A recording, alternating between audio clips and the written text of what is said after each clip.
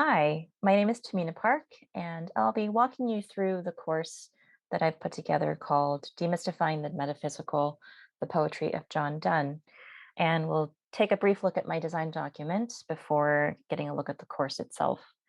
So as you can see in front of you, this is the design document, which is in my portfolio. Just a quick note, if you happen to find yourself on the home page of my portfolio, which should be this link here, and you need to find your way back to that design document, you want to go to LDT400x. There are a couple other design documents in here from prior classes, but the most updated version will be under that last menu, which is this one here. It's quite a long document, so rather than read all of it to you, I will just point you to a couple of key places. Under LDT200X, you will see my executive summary, which is a good explanation of the structure of the course itself, what learners can expect from it. And further down, under LDT400X, under Identify Main Issue, there's a pretty good distillation of my thinking behind the course, why I thought it was something that was worth creating in the first place. So I would check out those two sections. The objectives for my course have changed slightly over time, so you might see some slight discrepancies between earlier versions and the latest ones. So further towards the bottom of the document is where you'll see most of the updated information. You'll also see the link to the course itself here. I've chosen to use TalentLMS, and I've included the link that shouldn't require any login, but just in case, I have created a learner account, so that username and password are here. Now, clicking on this link should take me directly to the course itself. Yes. So this is the opening page, welcoming the learners to the course and giving them an overview of what they can expect, why the whole course is worth learning in the first place, and walk through the different modules for each week. If they want to see what's ahead, they can go to this menu here and have a look at the list of activities.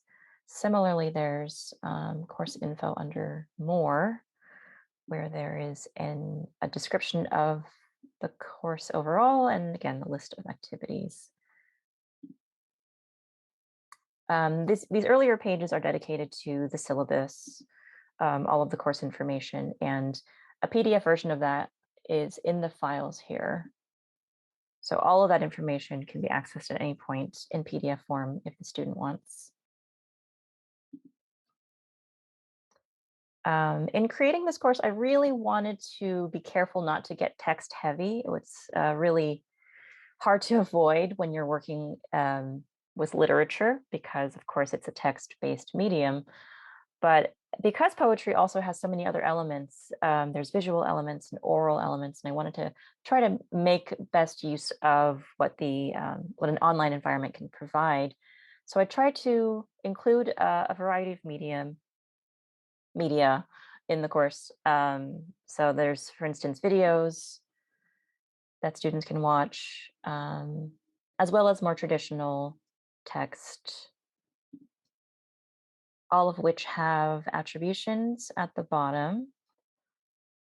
I've tried to stick to things that are Creative Commons and open source. There's also an interactive module in week 3 where students can kind of work with the text itself and learn things as they go. As far as engagement, I wanted to make sure that students had a space to be able to share their ideas, because really the course is designed for people who feel intimidated by poetry, but have an interest in it and never really got the chance to dig into it. So I felt that having access to conversation with their peers would be an important part of that process, to be able to talk through some of their thoughts or confusions or help each other out. So there is a discussion every week. 2 of them are for participation only. Weeks 2 and 3 have discussions that are graded. And so those are a lot more involved in terms of their explanation and requirements. And those 2 have rubrics as well that you can find in the files. So some of these discussions are important because they're really about integrating the material that students learn over the course of each week. In addition to that, there are 2 assessments as they go along. There's one at the end of week 2 that reviews material from the first 2 weeks. And then there's the other one within that interactive module um, in week 3.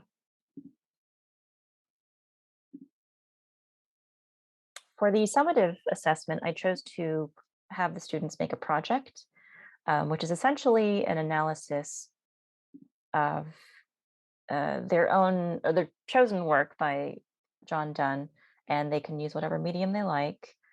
I wanted to leave it open in terms of just not being a traditional text-based essay if they didn't want to. Of course, they can if they want.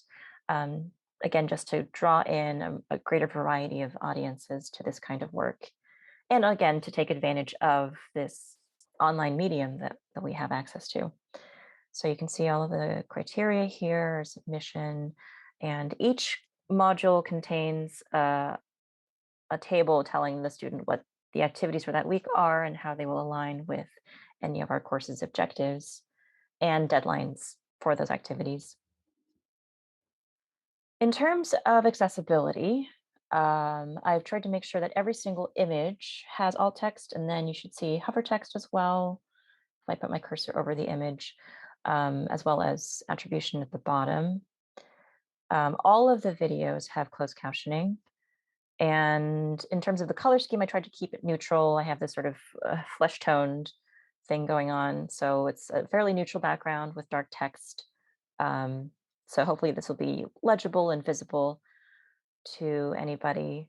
Any links I included, I also put in a slightly different color just so they stand out a little bit, but still stay within the color scheme. In terms of anything I'd do differently, if I had the chance, which I suppose I still do, I would like to add a section in week 1, providing some resources for students who are less familiar with the conventions of poetry. I was looking for things online that I could link to, and I really didn't find much that I liked. So I think ultimately this might be a thing I'd have to create for myself. It could be things like overview of poetic meter or sentence inversion, which was quite common during this time, or unusual vocabulary that was more common during this period, just to make sure that everyone's on the same page, and maybe even including an assessment just to make sure that everyone understands all of the basics before we move onward. So that's something I'd like to include if possible. I'd also like the chance to work more with authoring tools like Articulate. I really enjoyed working with it. I think it provides this really nice dynamic fluidity to the material.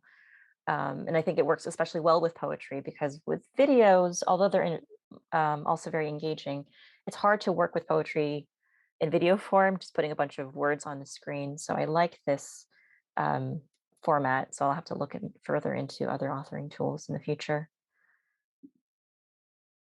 Other than that, that's the basics of my course. I hope you like what you see. You can have a closer look now that you have access to it. And thank you very much for having a look and listening to my presentation.